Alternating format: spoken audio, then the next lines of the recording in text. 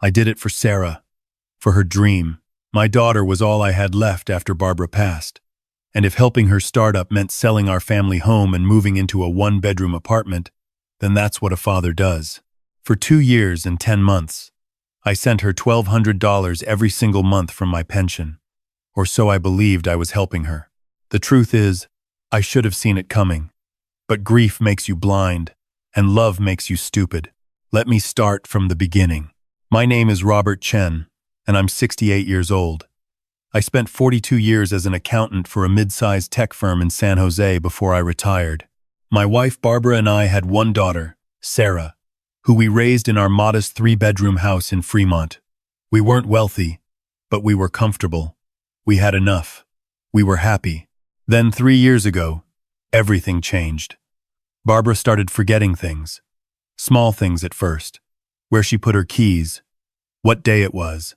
Then bigger things. My name, our address, our daughter's face. Alzheimer's is a cruel disease. It doesn't just take the person you love. It takes them slowly, piece by piece, until you're caring for a stranger who sometimes looks at you with your wife's eyes but doesn't know who you are. Sarah was wonderful during that time. She visited every weekend, helped me with Barbara's care, sat with her mother when I needed to sleep. When Barbara finally passed in February of 2023, I thought the grief would kill me too. 51 years of marriage, gone. Our house felt like a tomb. Sarah held me together. She called every day, brought groceries, helped me sort through Barbara's things when I couldn't do it alone.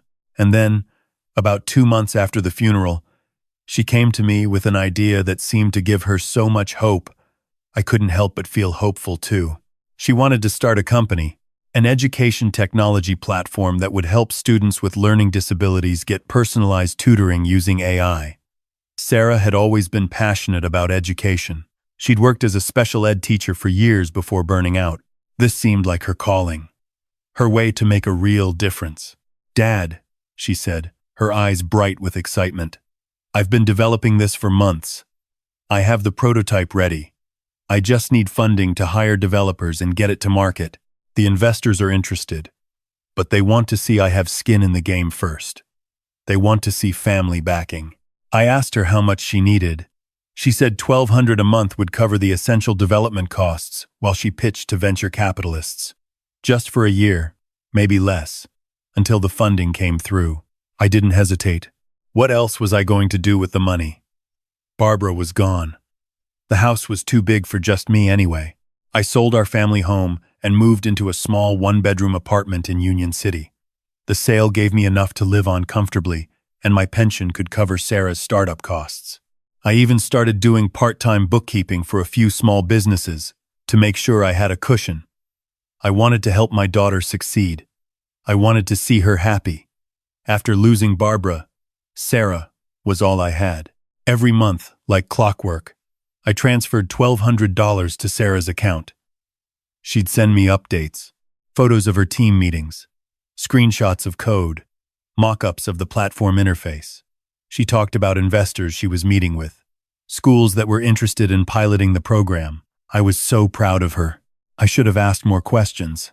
I should have wanted to visit her office, but I didn't, because I was afraid that asking would make her think I didn't trust her, and because, if I'm honest, staying busy with her dream helped me avoid dealing with my own grief. Supporting Sarah gave me purpose when I felt purposeless. The first crack in my faith came in January of this year, almost 3 years after I'd started sending the money. I was at the pharmacy picking up my blood pressure medication when I ran into Mei Ling. Mei had been Barbara's pharmacist for years. She'd always been kind, always remembered to ask about Barbara's condition, always made sure we understood the medications. At the funeral, she'd hugged me and told me if I ever needed anything, to call her. "Robert," she said, touching my arm gently. "How are you holding up?" "I'm managing," I said, "keeping busy. My daughter's startup is doing well. Keeps me focused." Something flickered across May's face. A hesitation. "Sarah? How is she doing?" "She's great. Working so hard on her company. I'm really proud of her." May nodded slowly. Then she said something that would change everything. "Robert, can we talk?" Maybe grab coffee? 20 minutes later, we sat in a small cafe around the corner from the pharmacy. May stirred her tea for a long time before she spoke. I don't want to overstep, she said carefully. But I saw something last week that's been bothering me. I saw Sarah at the Lucky Chances casino in Colma. She was at the blackjack tables. And Robert, she had a lot of chips in front of her. I felt my chest tighten. Maybe she was there for a work event. Networking. At 2 in the afternoon on a Tuesday? May's voice was gentle but firm. She was wearing expensive clothes. Designer bag. The dealers knew her name. Robert. She's a regular there. I wanted to defend Sarah. I wanted to tell May she was mistaken. But something in my gut twisted. Maybe you saw someone who looked like her. I thought so too at first. But Robert, I also need to tell you something else, and this is harder. May pulled out her phone and showed me her pharmacy system. Last month, someone tried to fill a prescription for oxycodone using Barbara's old insurance information. It was flagged as fraudulent because Barbara is deceased. The name on the prescription was forged, but the person who tried to fill it matched Sarah's description. The world tilted. That can't be right. I didn't report it because I wanted to talk to you first. I thought maybe there was an explanation, but seeing her at the casino, and now knowing you've been sending her money for a startup. May reached across the table and took my hand. Robert, I think you need to look into this. I went home in a daze. I didn't want to believe it. I couldn't believe it. Not Sarah, not my daughter. She wouldn't lie to me. She wouldn't steal from me. Would she? That night, I lay awake staring at the ceiling of my small apartment. The apartment I'd moved into so I could afford to help my daughter. I thought about all the updates Sarah had sent me. I pulled out my phone and started really looking at them. The photos of team meetings were all generic office spaces that could have been anywhere. The code screenshots were publicly available demos I could find with a simple Google search. The mock-ups looked like templates anyone could download. I felt sick. The next morning, I called May.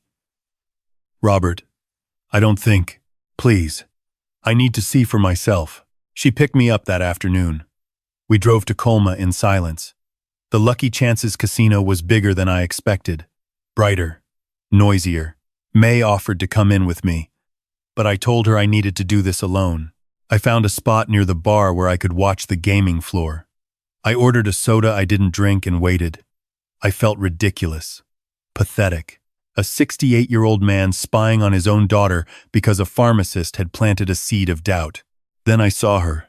Sarah walked in at 3:15, wearing a black designer dress I'd never seen before, carrying a handbag that probably cost more than my monthly rent. She went straight to a blackjack table like she owned the place. The dealer greeted her by name. Sarah, good to see you again. Your usual table? I watched my daughter sit down and buy in for $500 in chips. I watched her play hand after hand, winning some, losing more. I watched her order drinks, laugh with the dealers, check her phone between hands like this was just another Tuesday afternoon. I sat there for 2 hours. In that time, Sarah went through $1,500. She didn't seem upset about losing.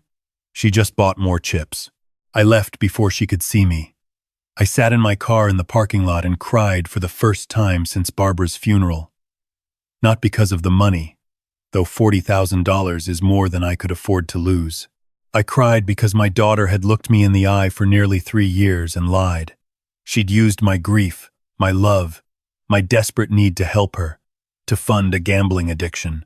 When I could breathe again, I called May. You were right. She's there. I saw her. Oh, Robert. I'm so sorry. What do I do? There was a long pause. Then May said, My brother is a private investigator. Let me call him. May's brother, David, met me the next day.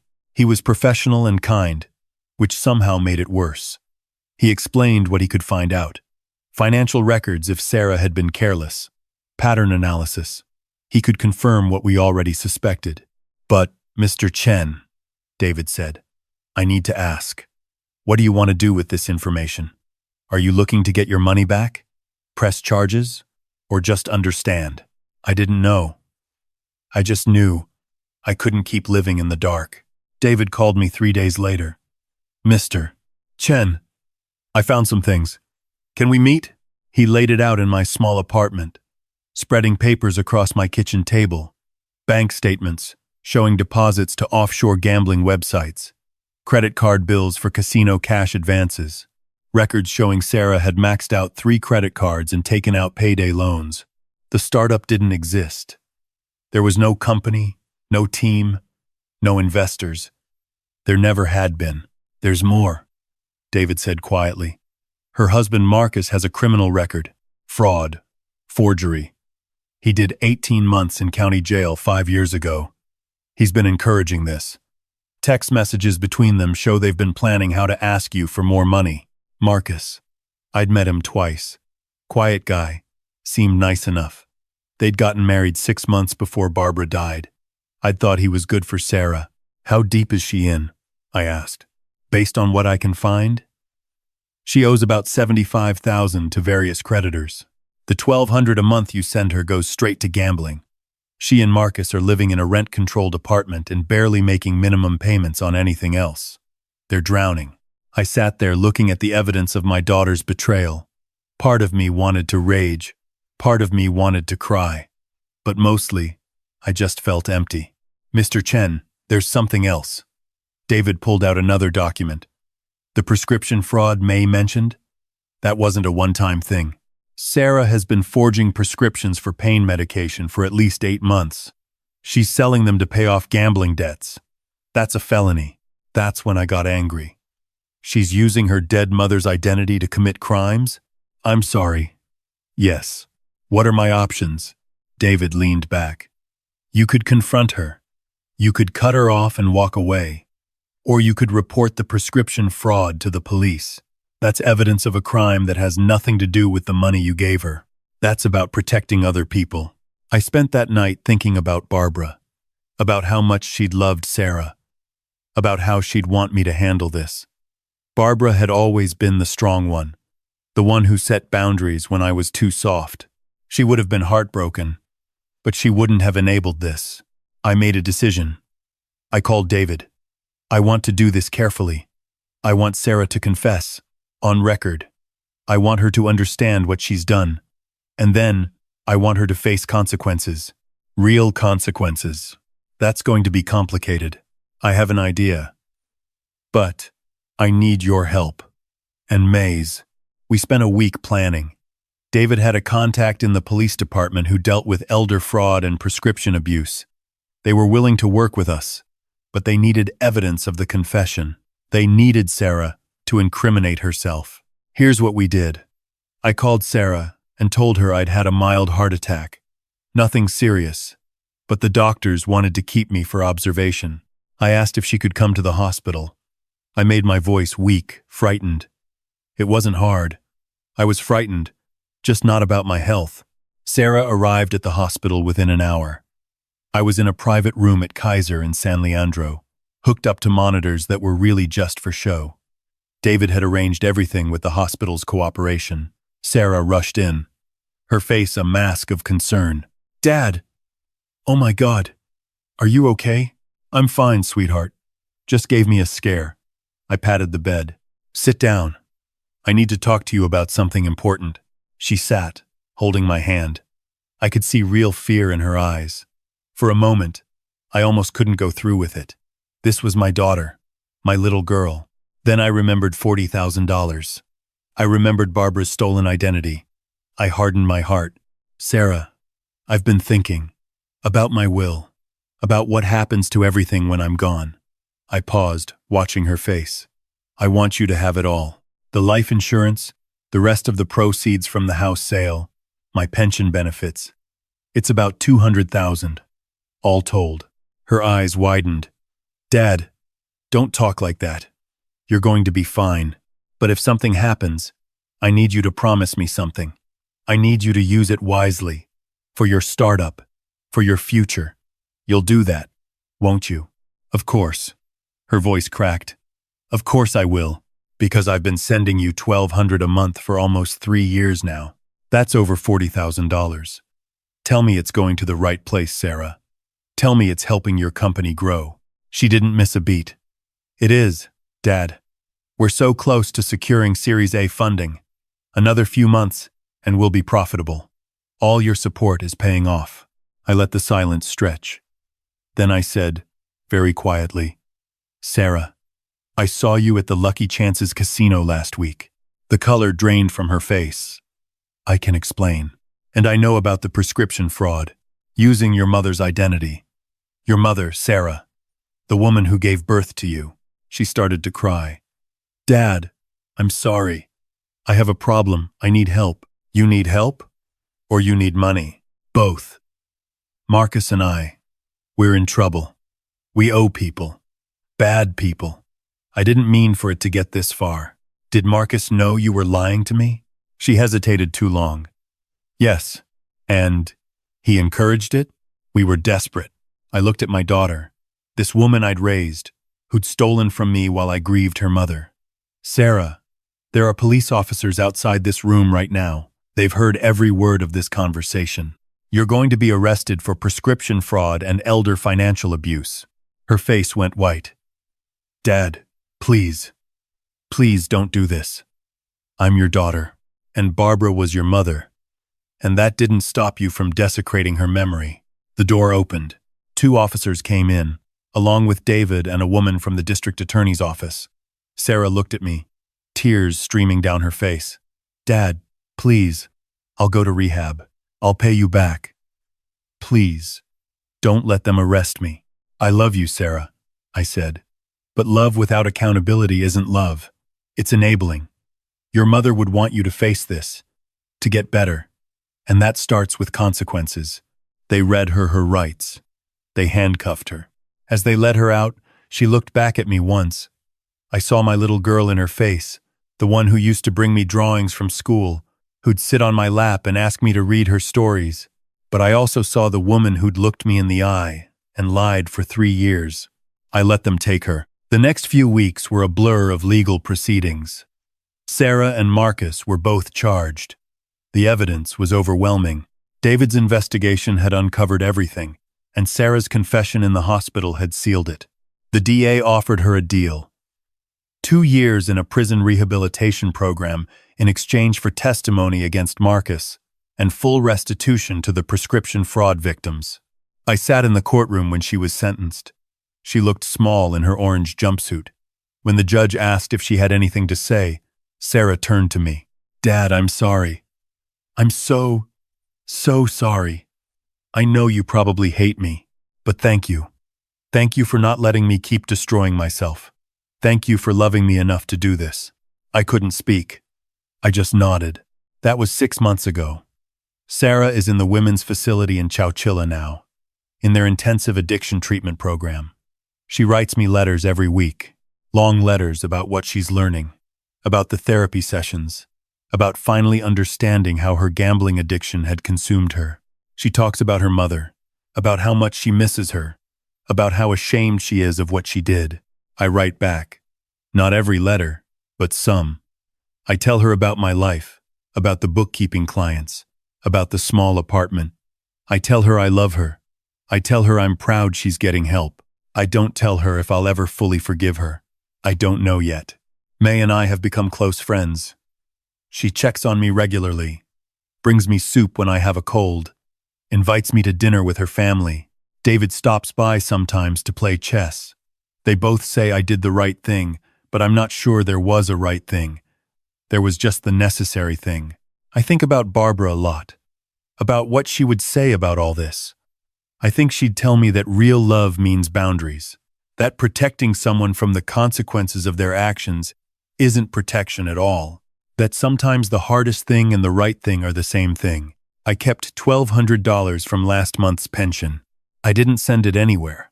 I just kept it. It felt strange, having that money in my account after 3 years of sending it away. I almost didn't know what to do with it. Then I donated it to the Alzheimer's Association, in Barbara's name. It felt right. I'm 68 years old. My wife is gone. My daughter is in prison. I live in a 1-bedroom apartment and do part-time bookkeeping to make ends meet. I lost $40,000 to a lie, But I learned something important. You can love someone and still hold them accountable. You can be heartbroken and still do what's necessary. You can lose everything and still have your integrity. Sarah has 18 months left in her sentence. She'll be out in 2027 if she completes the program successfully. I don't know what our relationship will look like then. I don't know if I'll be able to trust her again. But I know I'll be there when she gets out, because she's still my daughter. And I know that Barbara would be proud of me for doing the hard thing, for not enabling, for loving Sarah enough to let her fall so she could learn to stand on her own. That's the thing about being a parent. It never ends. Not when they turn 18. Not when they get married. Not even when they break your heart. You keep loving them. Keep hoping for them. Keep believing they can be better. You just don't have to fund their destruction while you do it. Where are you watching this from right now? Have you ever had to make an impossible choice between love and accountability? Drop a comment below.